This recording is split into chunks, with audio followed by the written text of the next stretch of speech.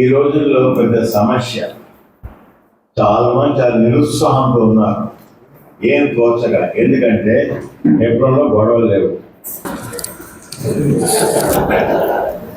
లేవు కాబట్టి వాళ్ళు ఏం చేస్తున్నారు, అనవసరంగా కేసు ఇది అయింది, కేసు అట్లా అయింది, ఇదో వేస్తూ ఉన్నారు. ఇప్పుడు అనుకోండి, ఈ మందిరము నా పేట ఉంది, కాబట్టి నాకు ఆత్మస్వేచ్ఛ ఉండదు. ఎందుకంటే దీనికి శిరస్సు ఎవరు? నేను. ఆత్మస్వేచ్ఛ ఉండదు. కానీ చాలా కొంతమంది ఏమంటారంటే అంటే అబద్ధం చెప్తారనమాట. ఏం అబద్ధం చెప్తారు? పరిస్థితులు బాగలేదు కాబట్టి మేము వేరే కూడుకుంటున్నాం. అబద్ధం అది. పరిస్థితి వేరు కాదు, నా స్వార్థం కొరకు నేను వేరే కూడుకుంటున్నాను. కానీ మీరు అనుకోకండి మీదో మీ అధికారం చేయాలని. నా అనుభవం అండి, నేను ఎప్పుడే కానీ పొమ్మంటే పోతా, నాకే సమస్య లేదు. అంటే నేను ఏమంటా అంటే, మనము ప్రభునేసు భక్సింగ్ గారు అన్నారు, మీ తర్వాత ఎవరంటే నేను కాదు, ప్రభునేసు క్రీస్తు సంఘమునకు శిరస్సు. అందుకొరకే అన్ని స్థలాలకు మందిరాల్లో వేరే వేరే పేర్లు పెట్టినారు. పెంతెకోస్తు సంఘం అంటే అక్కడ ఉంది పెంతెకోస్తు సంఘం అంటే మాట కాదు కదా. హెబ్రోనో, సియోనో, జోషమనో, బెతస్తానో రకరకాల పేర్లు ఉన్నాయి కదా. కాబట్టి భక్సింగ్ గారు ఏమన్నా సంఘమునకు ప్రభువు యేసుక్రీస్తు ఏ వ్యక్తి కాదు. కాబట్టి మీరు ఏదో వాళ్ళు చెప్పినారు వీళ్ళు చెప్పినారని వినకుండా, హెబ్రోన్లో కోర్టు ఆర్డర్ స్పష్టంగా చెప్పేసింది. ఎందుకంటే గవర్నమెంట్ సొసైటీకి సపోర్ట్ చేస్తుంది కానీ ట్రస్ట్కి సపోర్ట్ చేయదు. గవర్నమెంట్ రూల్ అది. ఎందుకంటే సొసైటీ అంటే అందరిది, ట్రస్ట్ అంటే ఒక్కరిది. ట్రస్ట్ అంటే ఏంటిది?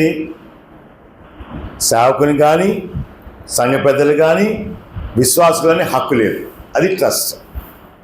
ఉదాహరణగా చిత్తూరులో సమస్య జరిగింది. ఎంబటే ఎఫ్సిఎస్ పీటీ గారు ఫోన్ చేసినారు, వాళ్ళు తీసేసి వీళ్ళని పెట్టు, అంతే. అది ట్రస్ట్. కాబట్టి భక్సింగ్ గారు ఎందుకు సొసైటీ చేసిన అంటే, ఎవరికి హక్కు లేదు, అందరికి హక్కు. ఉదాహరణగా హాస్పిటల్ మాది, గవర్నమెంట్ హాస్పిటల్ మాది, గవర్నమెంట్ నాది కాదు కదా. అందుకే అది సొసైటీ అన్నమాట. కాబట్టి మీరు అనుకోబాకండి ఏదో ఏలాలని కాదు కానీ మనం గ్రహించాలా. సంఘక్షేమంగా నా మట్టుకు అయితే నేను తీసుకుందానంటే, ఇండిపెండెంట్గా ఉంటే మాత్రము దేవుని యొక్క ఆత్మ ఉండదు. దేవుని యొక్క ఆత్మలకు సేవ చేసే ఏం లాభం? నాకు 100 సంఘాలు ఉంది, నాకు 5 కార్లు ఉన్నది, నాకు బ్యాంక్ డబ్బులు ఉందని ఉండొచ్చు, తప్పేం లేదు. దేవుని యొక్క ఆత్మ ఉండదు. దేవుని ఆత్మ కావాలంటే సహవాసం ఉండాలి. అందుకే రాసింది అపోస్తుల బోధ యందును అంటే ఎవరితో సహవాసం చేయాలా? దేవుని వాక్యమును ఉన్నది ఉన్నట్లుగా చెప్పేవాళ్ళతో సహవాసం చేయాలి కదా. మన సహవాసం ఉంటే మొత్తం భయం ఉంటుంది. సహవాసానికి భయం ఉండదు, నా ఇష్టం, ఎవరు అడగడానికి. చాలా చోట్ల జరిగిపోయింది అట్లా. ఎందుకు పేరు చెప్పాలా? మీకు కూడా తెలుసు ఎన్ని సంఘాలు చివరికి ఏమొకటి అయిపోయినాయి కదా. కాబట్టి మనము సహవాసం ఉండడం చాలా ప్రాముఖ్యం, మన క్షేమం కొరకు. ఆత్మ సంబంధముగా ఆత్మ మీ మధ్యలో ఉండాలంటే సహవాసం ఉండాలి. నేనే బ్రదర్ మాదికి సొంతంగా చేసుకోవాలా అంటే ఆత్మ ఉండదు. చేసుకోవచ్చు, సువార్త చేసుకోవచ్చు, వీవేస్ పెట్టుకోవచ్చు, దేవునికి ఆత్మనికి ఏం లాభం. కాబట్టి జ్ఞాపకం ఉంచుకోండి. ప్లాన్ చేసుకుందామా? గ్రూప్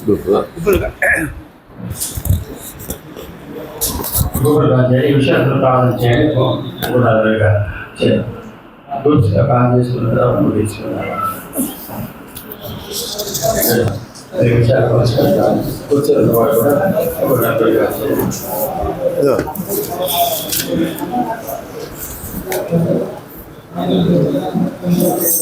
మాకు చేయండి.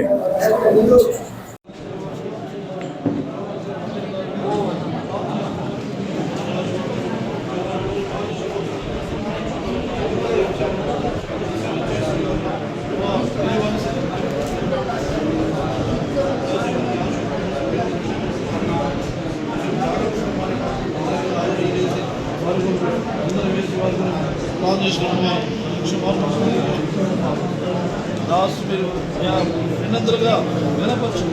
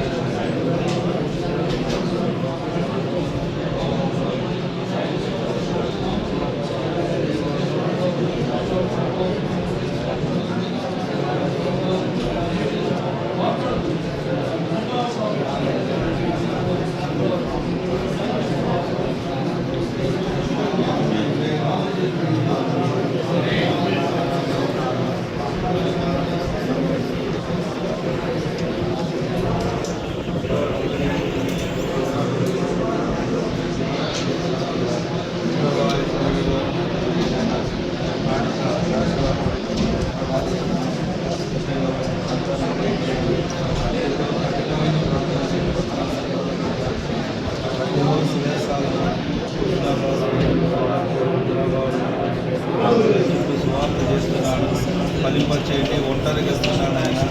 మీలో ఒంటరి అయిన వాడు 1000 మంది దగ్గర ఎన్నికలేని వాడు బలమైన జనమగలన్నారు. ప్రభువా వారి దాసుని మీరే కాపాడండి. దేవా ప్రతి కీడు తప్పించండి.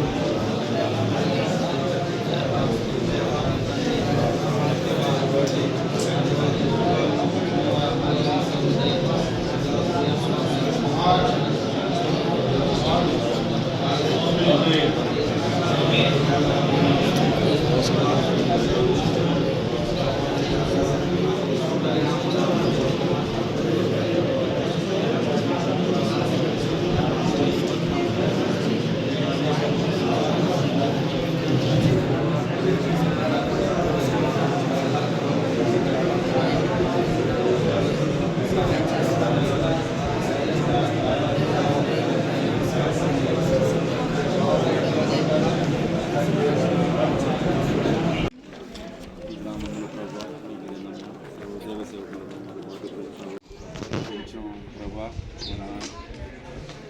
మాకు అనుకూల పరిస్థితి వచ్చినప్పటికీ మీ సొంత సమయంలో మీ చిత్తంలో మనం జ్ఞాపకం చేసుకొని మీ దాసులకు కూడికల్లో ప్రభా మీరు చేసిన మేలును బట్టి వందనాలు చెల్లించుకుంటున్నాం. అనేకులు వచ్చినారు ప్రభా, మరి అనేకులు వచ్చినారు, పాలు పొందినారు, ప్రార్థించినారు. మీ వందనాలు చెల్లించుకుంటున్నాం.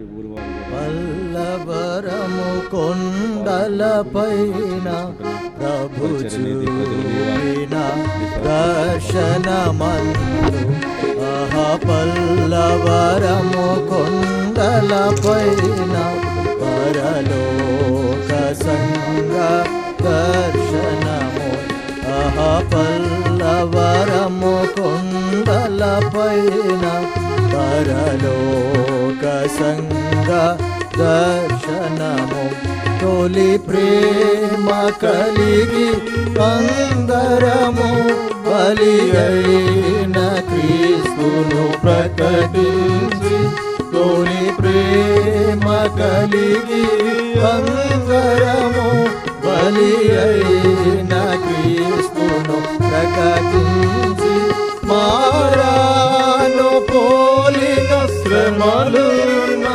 కానాను పురముకు చేరుదము. మారాను పోలిన శ్రమలున్న కానాను పురముకు చేరుదము. పల్లవరము కొండలపైన ప్రభు చూపిన దర్శనమందు పల్లవరము కొండలపైన పరలోక సంగ దర్శనము. అపోస్తలుల బోధ సహవాసము ప్రభు వల్ల ప్రార్థన జీవితము సంఘ దర్శనముకు మూలం. అపోస్తలుల బోధ సహవాసము ప్రభు వల్ల ప్రార్థన జీవితము సంఘ దర్శనముకు మూలం. ఈ ఆత్మీయ లంగరులను కలిగి కొనసాగెదము తుఫానులలో. ఈ ఆత్మీయ లంగరులను కలిగి ఈ పాప సముద్రము దాటెదము. పల్లవరము కొండలపైన ప్రభు చూపిన దర్శనమందు పల్లవరము కొండలపైన పరలోక సంగ దర్శనము. విశ్వాసము ప్రేమ